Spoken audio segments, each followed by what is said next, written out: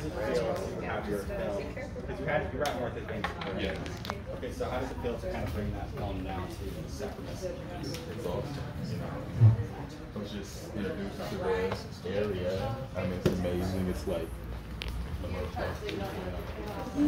so excited for the people of Sacramento to see this. You know, my grandma lived out here for a long time too, so got like baby roots in Sacramento. So. Okay. Are you from LA? I'm from Pasadena originally. Okay. Yeah. And tell me a little bit about what the film is about. All right, it is about 3 characters on the night of their threesome, and it's sort of what they experienced that night as well as how it came about. You know, so you kind of enter their insecurities and their goals. It all kind of plays throughout the course of a night. And with Martha's Vineyard, how did you get involved in that film festival? We submitted. Okay. Yeah, we submitted the film and it got accepted, and then we went out there. It was actually we were lucky enough to be nominated for a Best Feature category as well. At the Vineyard. At the Vineyard, yeah. So, it was the most popular movie at the festival. Oh, it was? Yeah, it was the most talked about. Should tell you. Yeah. Takara's in that movie, correct? Takara's in the movie. She does an excellent job. Yeah, she plays Ebony in it. And she's awesome. And how was your film received at Martha's Vineyard? I'd say it was unanimous success. Mm-hmm. I mean, we're looking for someone that doesn't like this movie. We haven't found it yet. Okay. Yeah, like, people love this movie. I mean, you guys can walk away, you guys can look at each other like, that motherfucker's good. Okay. Yeah. Yeah, I think, you know, the reason that this movie piqued my interest is because it was a little edgy, in the words of Cassandra Jennings. Have you met Cassandra Jennings? No. She's the president and CEO of St. Hope, which owns the Guild Theater. Oh, nice. And she was saying that, you know, she looked at all the films, and Mahalia Jackson, she was excited to see the biopic for that.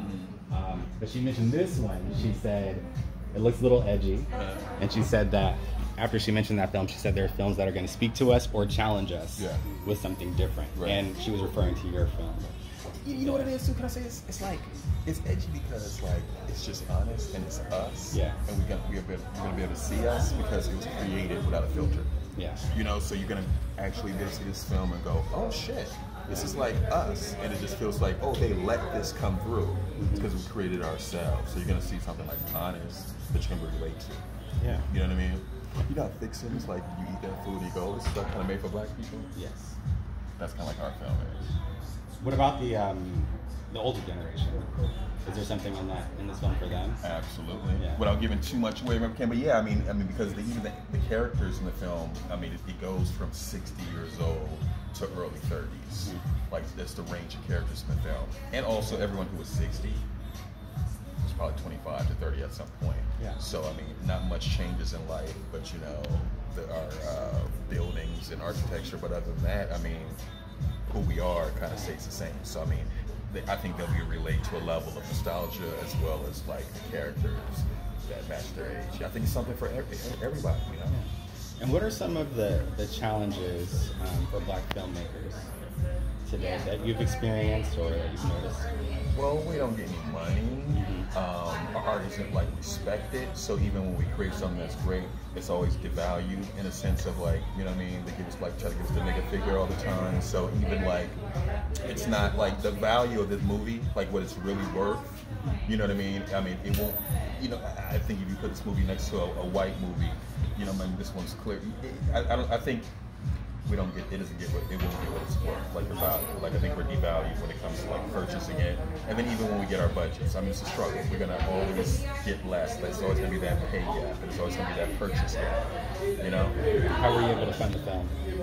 Through independent sources, like me and producer Jalil Ghaffar. We went off and we hollered at the folks we knew, and we made those phone calls, you know, and we raised money like calling our folks independently, like got a phone call of one Morehouse folks. It was that favor. It was time to call that favor. Jalil called his folks, and we were able to pull that money together and get it done. Yeah, it's like the way that's the way it's able to stay fresh because there's not somebody. You know, we went to a lot of people and got a little, as opposed to one person giving us a lot and then telling us what to do with the film. So the film got to remain. The script didn't change. You know. And with something like thinking about the Martha's Vineyard African American Film Festival, and now what we're doing here in Oak Park, I think the public just thinks, okay, we get to go see some really cool films or films we've never heard of before.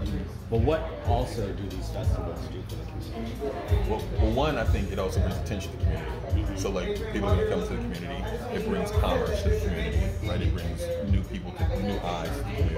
And then people are also then able to come in and then see what's going on in just the community and like, oh, they get to spread the word, they get to experience it, you got bookstores, you got cafes and barbershops. So what happens is even like when we went to Martha's Vineyard, where they're like, oh shit, it's like a Frank Camper movie with black people here. You know, you get to learn this and you go back and tell people, and then people go back and the value goes up. Like Martha's Vineyard, just from Obama and them coming this year, like the value's gone up. When you see that, when you go to that place next year, it's probably gonna be like, whoa. And then right here, we get this festival, people are gonna see it, you're gonna see, oh, what's going on here? Oh, this is awesome. It's gonna be crazy. Next thing you know, next year you're gonna out some people. You know what I mean? And how did you, what was the process in getting your film here? Who reached out and said, hey, they're doing a festival in Oak Park, we want you to go to that? The mayor, yes. Kevin Johnson himself. He was actually at Martha's Vineyard. He saw the film. He loved it. And then we actually went to lunch. Me, Kevin, and Jalil, we all went to lunch, and he talked to us, told us what he was thinking as far as, and then it was like a no-brainer, like to be a part, you know, do something with KJ first of all, and also to bring something to this community. It was like, whatever we can do to be a part of it, we're gonna do it. We jump on it. And does in Martha's Vineyard, do they engage the local film community there, or how else do they engage the film community outside of I don't know if that's that, you know, I'm not sure about that, and I would leave that up to someone else to say, but you know, because we just get emails and whatnot, and then there's a lot of word of mouth. The black people that were there were obviously there for the festival. How they engage the locals, I'm not sure, because to be honest with you, when we talk about Martha's Vineyard, it's sort of like a summer place. Yeah. So black people are coming in August to summer. So I mean, I know that was already happening. You know, you probably already know black people they do August in Martha, so that was happening anyway. So then I think that the community knows that, and I think, you know, Martha's, and they've been there for like 20 years now. Yeah. So I think the community knows, but how they engage, I'm not sure. But I know that after this year with Obama and all them, I know their shit is like, yeah. You know what I mean? Yeah. Yeah. Consistency too, right? Consistency. Okay. You interrupted our interview,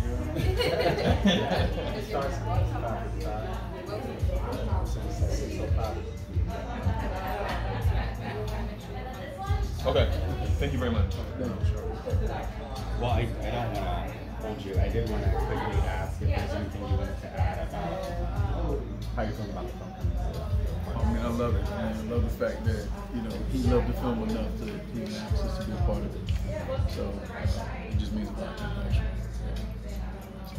And for you, so what attracted you to the role that you're playing?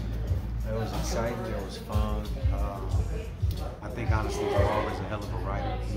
Honestly, when I read the script myself, I was laughing as I was already kind of doing it. And I think anytime as an actor, when you read the script, you find so many moments and beautiful things to just appreciate and laugh about. I think you already know you kind of in, you know, for a good movie or a good show, whatever that may be. So for me, that was the initial attraction. I mean, it was a page turner, and that was right off the bat. So it's like. And how significant is this role in your career? It's very significant, to be honest, because honestly, a lot of people that see my work, they know me as a dramatic actor.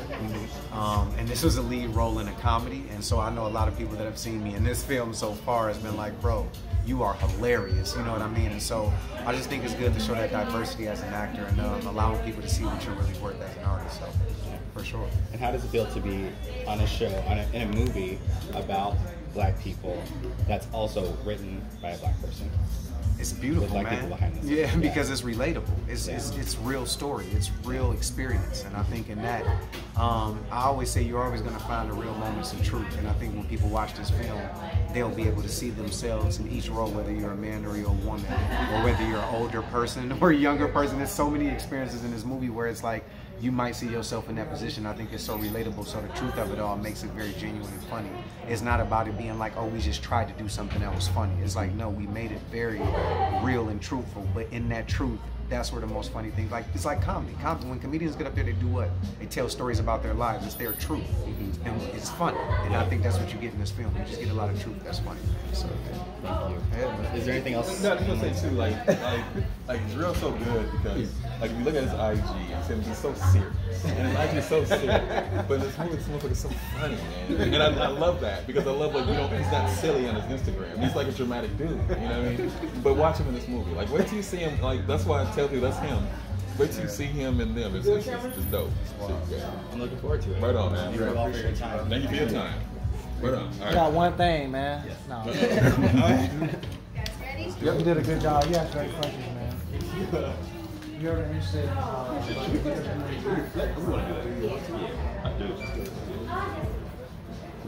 Thank you, Will. Thank you much. Thank you much.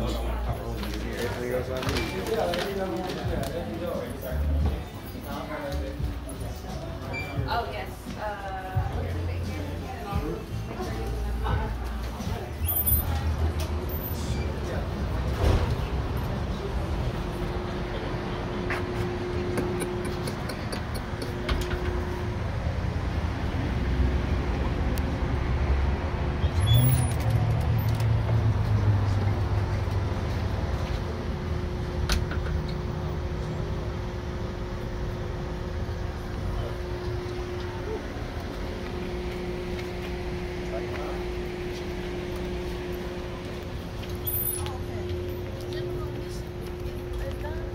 What you doing? Hey, how you doing, Miss Williams?